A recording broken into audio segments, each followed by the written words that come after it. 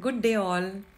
After two episodes in the season 4 of InSync with BDO, where we covered all that you needed to know for year end financial closing for all companies except those in financial services, we are back once again to focus on recent amendments introduced by the Reserve Bank of India. Our special invitee, CS Swapnil Kare, partner and leader financial services, audit and assurance, MSK and Associates Chartered Accountants, will take us through the key regulatory updates in the financial services industry. Over to you, Swapnil, and thank you for being with us.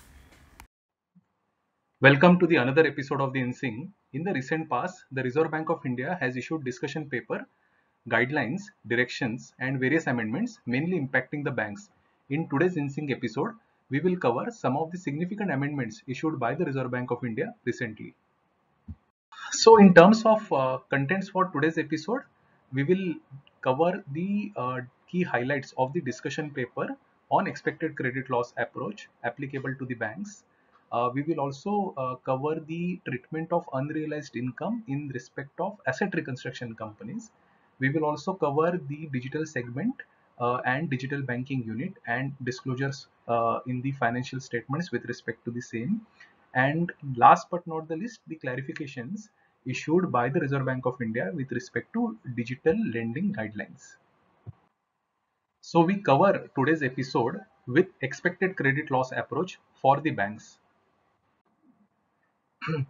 The Reserve Bank of India in January 23 issued a discussion paper on introduction of expected credit loss framework applicable to the banks. Currently, all commercial banks in India make a provision for any diminution in the value of loans and advances with the prudential norms on income recognition, asset classification, and provisioning pertaining to advances. This is popularly known as IRAC norms. As per the IRAC norms, provision is created at a percentage on the depending on the category of the advances. The minimum percentage have been prescribed by the RBI depending upon the categorization of asset. So, for example, standard, substandard, and so on. The banks in India are allowed to make higher provision as per their own policy. So the discussion paper gives reasoning why RBI proposes to move from the current incurred loss approach to expected credit loss approach. The discussion paper states that the incurred loss approach used to be the global standard as well till very recently. However, this always meant that the loan losses used to happen much later. The incurred loss approach require banks to provide for losses that have already been incurred or occurred, and there is a delay in recognizing the losses. And such delays resulted in banks to make higher level of provisions subsequently, which ate into the capital maintained by the bank. Also, the delay in recognizing the losses overstated the income statement for periods, coupled with dividend payouts, which impacted the capital base of the banks. The discussion paper also states that to further enhance the resilience of the banking system, the Reserve Bank of India has proposed to amend the prudential regulation governing loan loss provisioning to incorporate more forward-looking credit loss approach as against the current incurred loss approach. The discussion paper also gives a transitional provision, that is the difference between the loss as calculated under the current incurred loss approach and the loan loss provision, which will be as per the expected credit loss approach, may be allowed to be added back to the common equity tier 1 capital, and this benefit needs to be phased out over a period of 5 years, which is a maximum time limit. Banks may choose to spread the transition over a shorter period. So the Reserve Bank of India does recognize there could be a significant impact on the income statement of the banks due to change from incurred loss approach to expected credit loss approach, and therefore as part of the discussion paper, a transitional provision has been given whereby the difference between the expected credit loss approach and the incurred loss approach can be added back to the common equity tier 1 capital, and that benefit is available for a maximum period of 5 years. Banks can choose to spread the difference over a shorter period. Now let's look at some of the key highlights of the discussion paper. We begin with framework and applicability. The existing framework for loan loss provision is based on the incurred loss approach, as we all know. As IFRS 9 is more widely accepted framework internationally, the Reserve Bank of India has proposed to adopt expected credit loss approach for prescribing guidelines for loan loss provision. This is also based on the experience of global banks in application of IFRS 9, and more importantly, the non-banking finance companies in India have been calculating loan loss provision using expected credit loss approach. So based on these experiences, the Reserve Bank of India has proposed to move from incurred loss approach to expected credit loss approach. In terms of the applicability, as we all know, the current IRAC norms are applicable to commercial banks, regional rural banks, and cooperative banks. However, the discussion paper has proposed to apply expected credit loss approach only for scheduled commercial banks, regional rural banks, and small cooperative banks have been excluded. While RBI has not given any definition of small cooperative banks, we have recommended to the RBI to issue guidelines or clarification as to what constitute small cooperative banks. Similarly, the regional rural banks have been excluded from the application of expected credit loss approach. We believe this is a step in the right direction, as the impact of the expected credit loss will be seen on the scheduled commercial banks. Subsequently, the same can be applied on the regional rural banks and the cooperative banks. In terms of the proposed scope for the expected credit loss approach, the proposed framework of the expected credit loss will be applicable to financial assets which are measured at amortized cost. Further, it should be noted that the financial assets which are measured at fair value through OCI are not included in the scope of the ECL in the discussion paper. This is not in line with IFRS 9 or Ind AS 109. We have recommended to the Reserve Bank of India, when they finalize the discussion paper, they should include both the financial assets measured at amortized cost and financial asset measured at fair value through profit and loss account. The current IRAC norms are applicable to the entire loans and advances. The discussion paper has also given certain definition. For example, significant increase in credit risk. SICR or significant increase in credit risk should be assessed at each counterparty. Loan exposures which could potentially fall into the category of SICR could be the accounts where there is early warning signals, or watchlist accounts, or stressed exposure, or overdue exposures can potentially fall in the category of SICR, or a significant increase in credit risk. Similarly, definition of default has also been given. A counterparty is classified as non-performing asset under the current IRAC norms. A counterparty where the loan has been restructured and continues to be in the monitoring period, and where the bank believes that borrower may not be able to pay its existing debt, are some of the examples of default.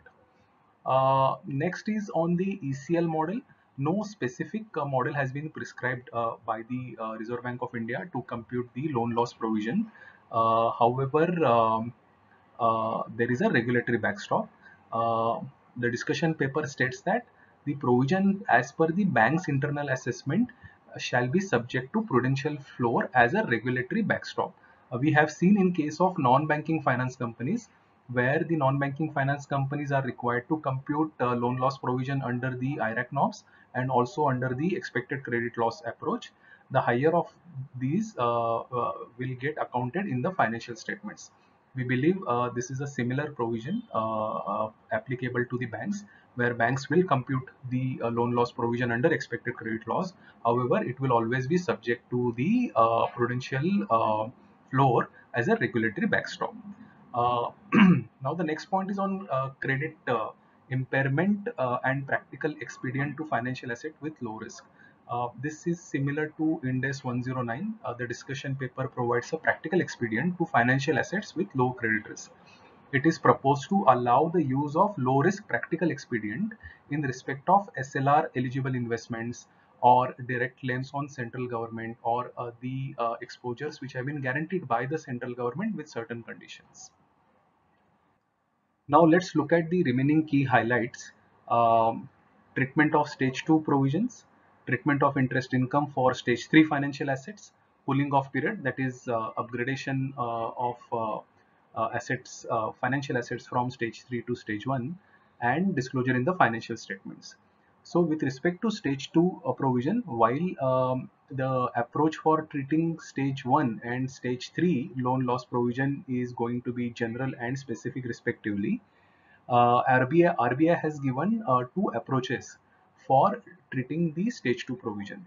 So the first approach being to treat the entire provision held in respect of stage 2 asset to be treated as general provision, or alternatively to treat the estimated expected credit loss provision as specific provision while permitting any additional provision held as general provision. So two approaches for stage 2 provision. For the stage 1 provision will be a general provision and stage 3 provision will be specific provision. In respect of treatment of interest income on stage 3 asset, under Ind AS 109 for stage 3 asset, the interest is accrued by applying the effective interest rate to the net amount of the financial asset. So interest is accrued. However, the discussion paper proposes that banks should not accrue interest on stage 3 asset. Rather, it should recognize the interest income when it is actually received. So there is a cash basis kind of accounting is suggested for stage 3 interest income. We have recommended to the RBI to align the accounting treatment with respect to stage 3 interest income in line with Ind AS 109. Uh, Coming to the next point is cooling off period. So under the current IRAC norms, there is no concept of cooling off period. There is guidance around review period for restructured assets. However, the discussion paper has proposed that um, the assets categorized in stage 3 cannot be directly brought to stage 1 even after all the irregularities are rectified. Banks should keep a stage 3 asset in stage 2 for a minimum period of 6 months. So clearly cooling off period is mentioned in the discussion paper. This is based on the best practices followed globally. Under the current IRAC norms, the assets are upgraded once the entire dues, that is principal, interest, uh, fees, etc., have been fully paid by the borrower. The asset can be upgraded from non-performing to standard assets. But in the discussion paper, the assets categorized in stage 3 cannot be directly brought to stage 1. There is a cooling off period of 6 months has been mentioned. So this is an important point in the discussion paper. Now let's look at the last highlight of the discussion paper. This is with respect to the disclosure in the financial statements. So it is proposed to prescribe a non-exhaustive list of disclosures that banks would be required to make upon adopting expected credit loss approach for the loan loss provisioning. I think we believe this is because of the discretion available to the management of the banks uh, uh, to apply their expert judgment or make estimation. The Reserve Bank of India proposes to prescribe non-exhaustive list of disclosure. Further, the Basel Committee on Banking Supervision has also recommended qualitative and quantitative disclosures to communicate to users the main assumptions input used to develop the expected credit loss estimates. Um, Further, in the discussion paper, it is proposed that banks should provide qualitative disclosures on how forward-looking information, including macroeconomic factors, have been incorporated in the estimation process. Also, disclosure of significant accounting policies are have been proposed to be included as part of disclosure in the financial statements. RBI proposes to prescribe exhaustive list of qualitative and quantitative disclosure on the use or the assumptions used in the loan loss provision calculated under expected credit loss approach. So, in our view, the issuance of discussion paper is the step in the right direction. While scheduled commercial banks have been submitting pro forma Ind-AS financial statements to the Reserve Bank of India, we believe the proposed guidance in the discussion paper should help the banks to revisit and fine-tune the working assumptions which may have been part of their approach to prepare the financial statements as per the Ind-AS.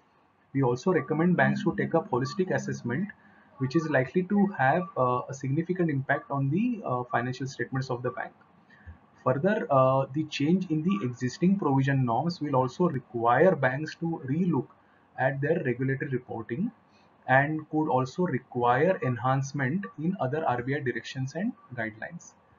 In terms of impact on the banks, we believe the adoption of the expected credit loss approach for the loan loss is just more than an accounting exercise, and it has far-reaching impacts on areas other than financial reporting. In our view, banks need to consider the impact on technology, people, processes, businesses, and finally accounting, tax, and reporting.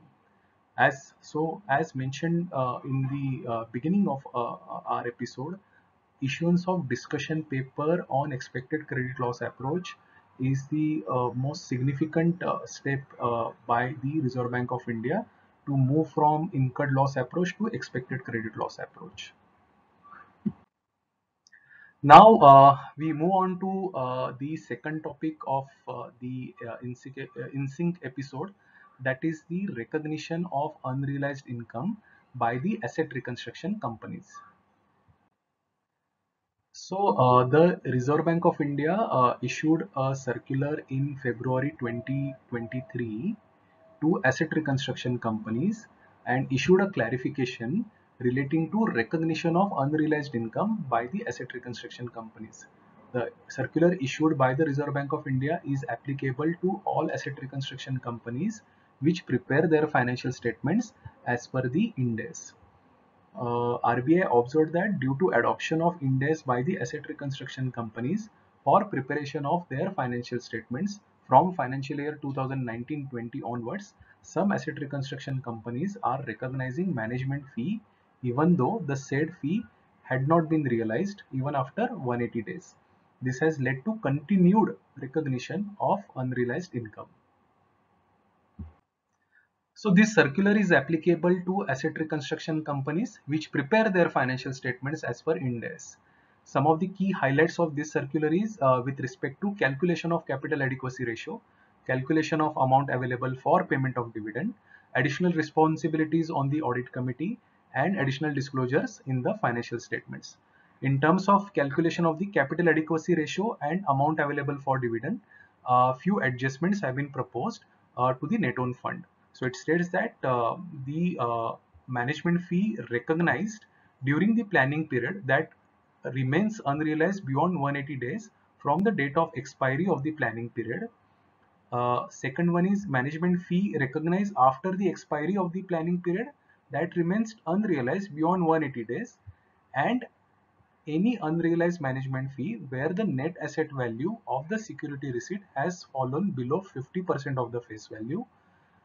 All these three need to be reduced from the net own funds for the calculation of the capital adequacy ratio and also for the calculation of amount available for the payment of dividend.